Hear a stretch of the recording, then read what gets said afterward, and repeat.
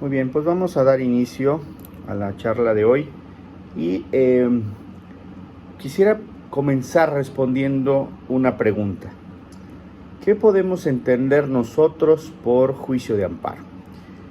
El juicio de amparo en México, específicamente en México, es un medio de protección de derechos humanos en un primer momento.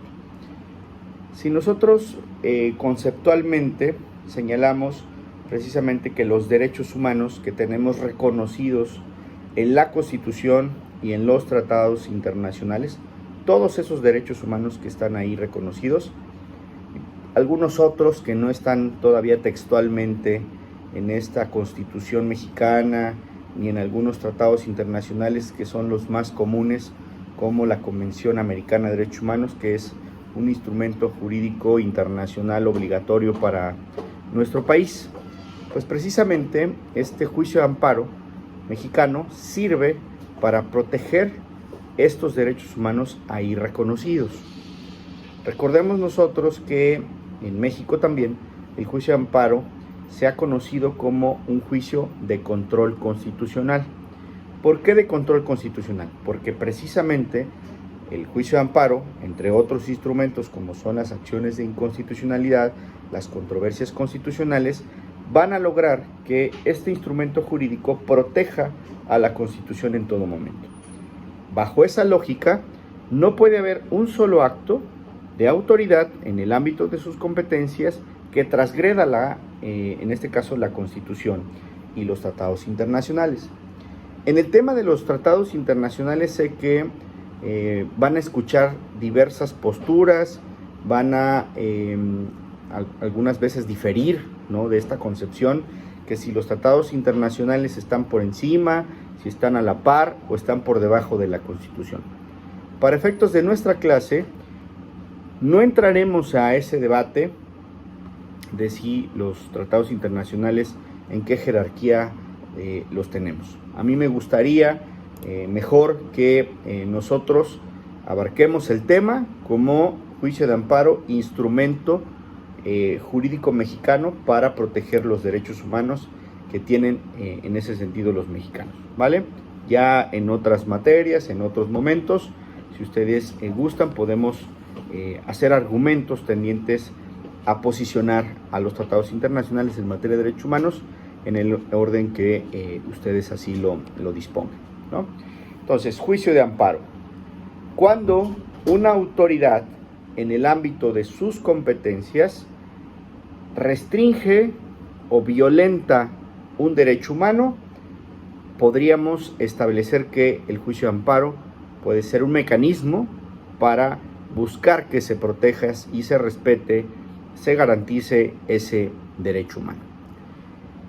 Cuando me refiero a todas las autoridades en el ámbito de sus competencias, precisamente hago esa precisión porque las autoridades en esta división de poderes que tenemos en México, de ejecutivo, legislativo y judicial, precisamente cada una de estas autoridades va a tener atribuciones, va a tener facultades. Estas atribuciones y estas facultades van a estar explícitamente establecidas en las leyes.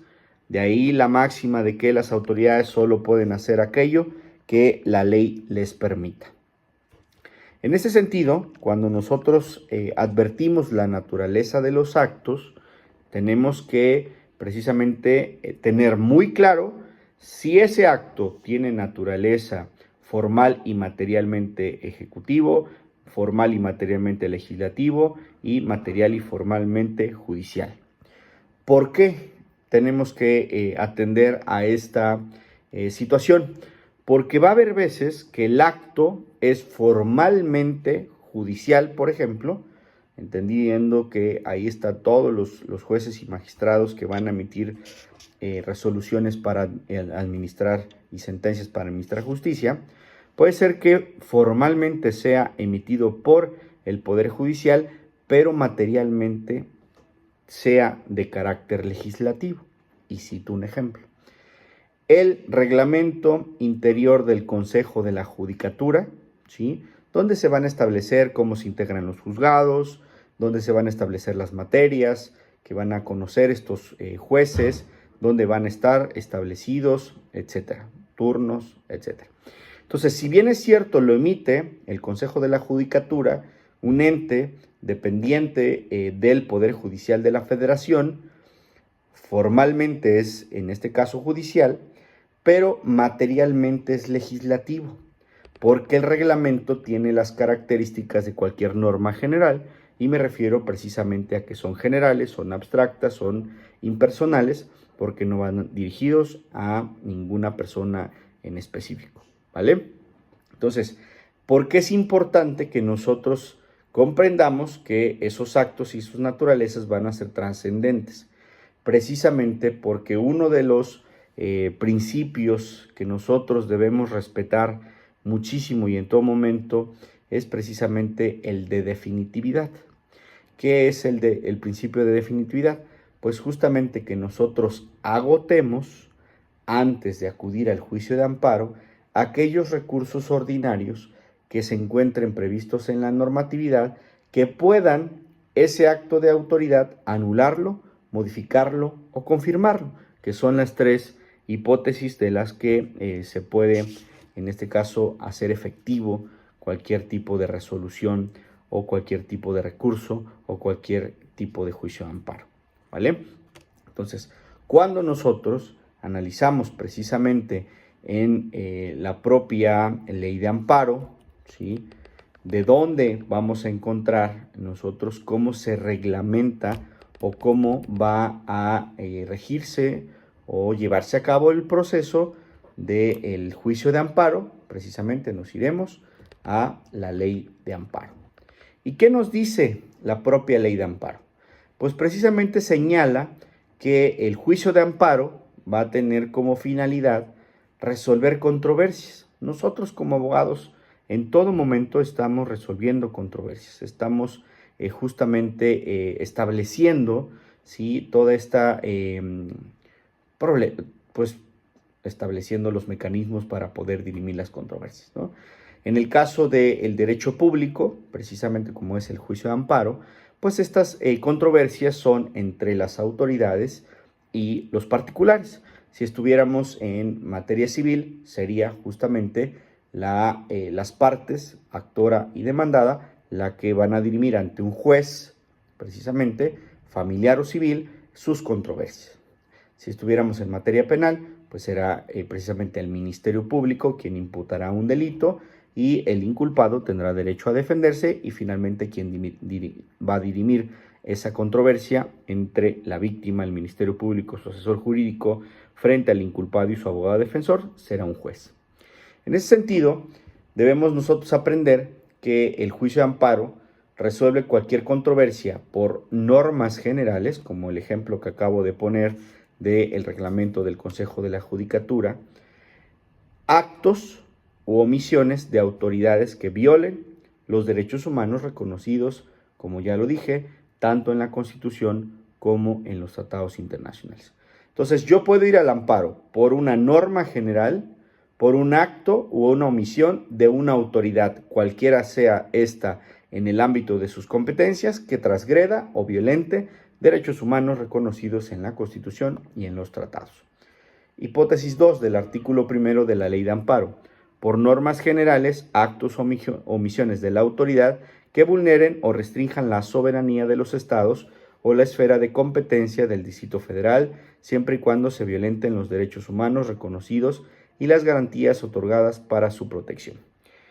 Hipótesis número 1, juicio de amparo ciudadano. Hipótesis número 2, amparo autoridad.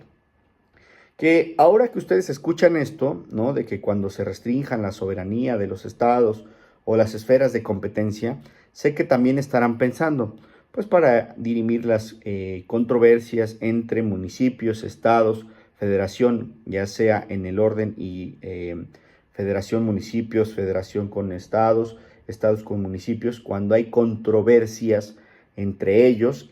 Ejemplo, el más básico, si un municipio comienza a cobrar un impuesto que está establecido que lo debe de cobrar el estado o la federación, una controversia constitucional justamente será la que resuelva esta situación.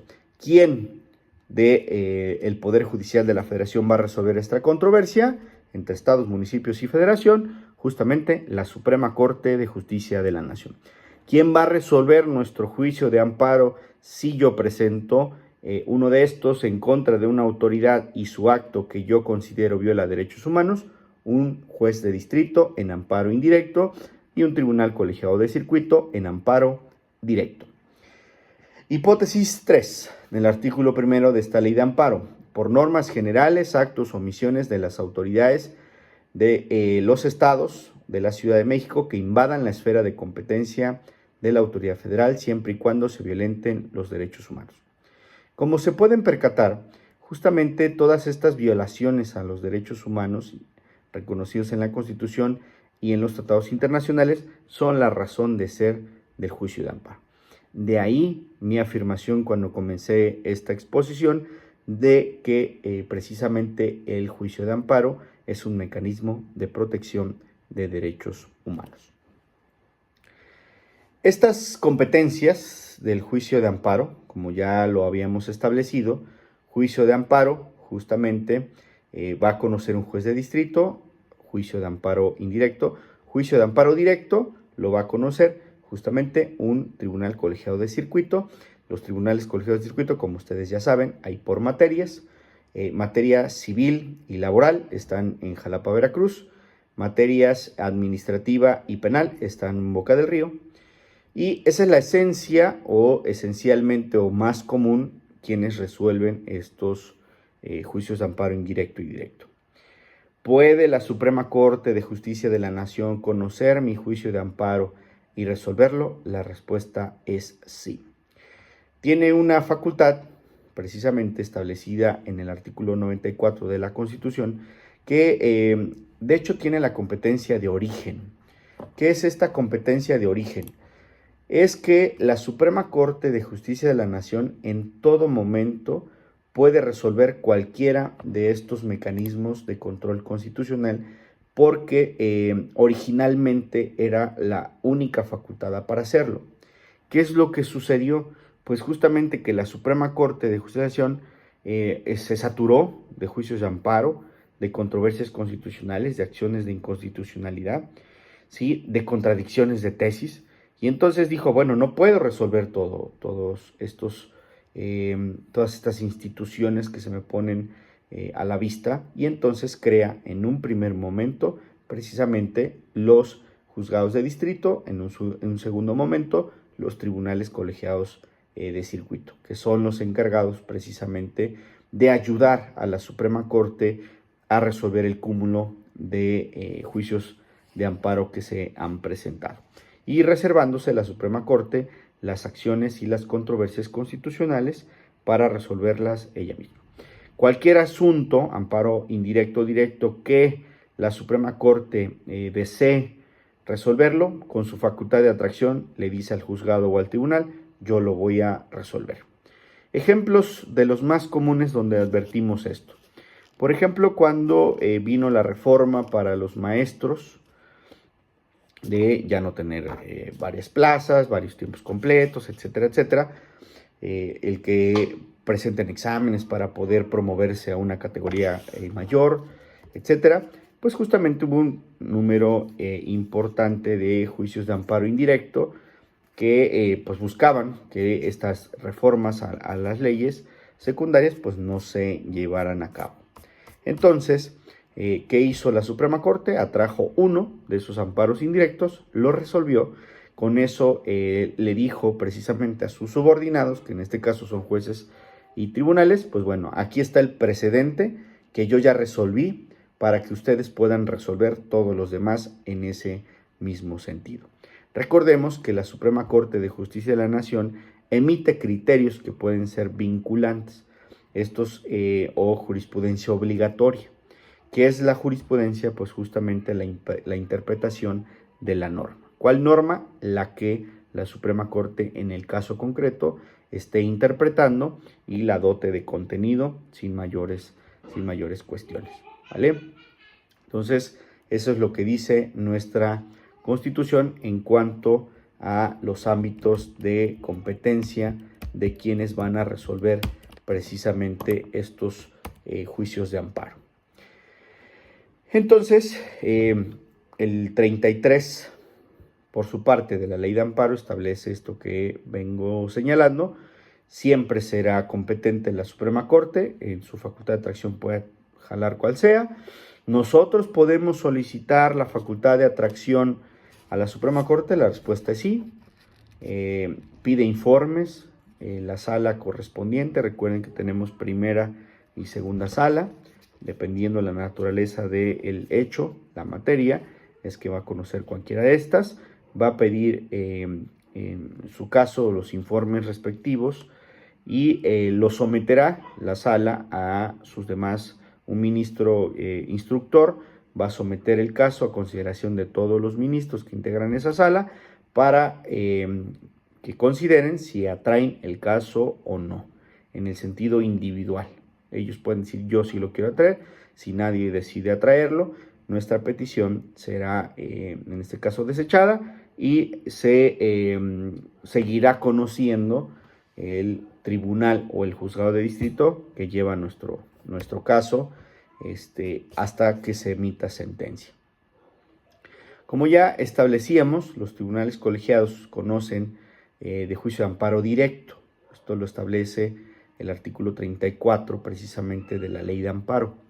Pero hay otras atribuciones que tienen los tribunales colegiados de circuito, precisamente que son resolver los recursos que se interponen en contra de los juzgados de distrito. Y sí, comenzaré a citar ejemplos. En toda demanda de amparo, sí, yo señalo actos reclamados y autoridades responsables. Entonces yo voy a decir, por ejemplo, pensemos en una multa de tránsito. Entonces señalo como autoridad responsable al agente de tránsito que me multó. Si yo quiero atacar el reglamento de la ley de tránsito y vialidad, por ejemplo, tengo que decir precisamente quién es la autoridad responsable que emitió esa norma y qué artículo específicamente quiero yo combatir o quiero que se tilde de inconstitucional, que esto lo conoceríamos como amparo indirecto contra normas. El amparo indirecto contra normas tiene dos posibilidades: amparo indirecto contra normas autoaplicativas y heteroaplicativas. ¿Cuáles son las primeras? Justamente las autoaplicativas es que la sola entrada en vigencia de las normas ya procedería mi amparo indirecto. Y por su parte, las heteroaplicativas es que necesito que me apliquen esa norma específica en un acto de autoridad para que yo tenga la posibilidad de impugnar. Recordemos, y esto ya es muy sencillo, digamos, sabemos que tenemos 15 días una vez que se nos ha notificado el acto reclamado, hábiles, para presentar mi amparo indirecto, ¿no? Si yo deseo impugnar este reglamento de tránsito, por ejemplo, por la multa, el artículo que menciona en esa multa considero que es inconstitucional, entonces tengo 15 días para impugnar ya no solo el acto de autoridad, la multa y sus consecuencias, sino también la norma con la que se fundamenta este acto de autoridad y que a mí y que yo considero, por supuesto, viola derechos humanos. Entonces, yo presento una demanda de amparo indirecto ante el juez de distrito en turno, la oficina de correspondencia común, con este rol de turnos que tiene, pues se lo remitirá al juzgado correspondiente. El juzgado correspondiente tendrá dos posibilidades: admitir o desechar. O en algunos de los casos, los jueces consideran que a lo mejor la demanda de amparo es obscura, es imprecisa, no es clara, entonces me puede prevenir. En el caso de que considere que mi demanda de amparo no es procedente, ¿sí? Por ejemplo, pensemos en que la presenté fuera de los 15 días hábiles después de que se me notificó el acto reclamado, entonces sería improcedente por extemporáneo. Recordemos que estos días hábiles precisamente rigen sobre o respecto de la autoridad responsable. Entonces, por ejemplo, en Veracruz, estado de Veracruz, en el puerto de Veracruz, pues a veces se suspenden las actividades, si se declaran días inhábiles, pues por ejemplo que es carnaval, ¿no? Entonces, ese día que se declaró inhábil por la autoridad responsable, ¿no? Pues eso debiera tener conocimiento el juzgado de distrito. Entonces pensemos que yo la presenté el día 15, pero quitando precisamente este día inhábil declarado por la autoridad responsable, ¿sí? Y el juez de distrito pues resulta que no sabía que por carnaval a los jarochos les dan el día. Entonces no contabiliza ese día y dice que se presentó al día 16. Entonces, como ya es un tema de aclaración y de un tema probatorio, es decir, ahora yo tengo que demostrar que ese día no lo contabilicé porque fue declarado inhábil por la responsable, entonces pues ya ahora tengo que interponer un recurso. Este recurso del desechamiento desde el auto inicial es el recurso de queja. Entonces yo me inconformo, me causa agravio lo que hizo el juez de distrito. ¿Qué es lo que voy a hacer? Impugnarlo. ¿Ante quién se impugna? Ante un tribunal colegiado de circuito. ¿Qué es lo que va a hacer el tribunal colegiado de circuito? En este caso, en materia administrativa, va a verificar la resolución en donde desecha mi demanda de amparo dictada por el juez de distrito. Y lo que ya establecí, puede confirmar, puede revocar o puede modificar esa resolución. Y es a través de este recurso de queja que yo tengo esa oportunidad para hacerlo. Y esto de que alguien más, una autoridad superior a quien emite las resoluciones, revise precisamente esto, pues tiene la lógica, ¿sí? De la segunda instancia. Como sabemos, todos los ciudadanos mexicanos tenemos el derecho humano a la segunda instancia. ¿De dónde desprendemos este derecho humano de la segunda instancia? Pues fíjense que textualmente o de manera más clara, el artículo 25 de la Convención Americana de Derechos Humanos establece esta posibilidad de que toda resolución o todo acto pueda ser revisado por un superior jerárquico. Recurso efectivo, artículo 25 de la Convención Americana de Derechos Humanos. Entonces, en ese sentido, como se han percatado hasta ahora, el juicio de amparo es un mecanismo de protección de derechos humanos. La benevolencia del juicio de amparo mexicano es que tiene algo que se llama suspensión del acto reclamado.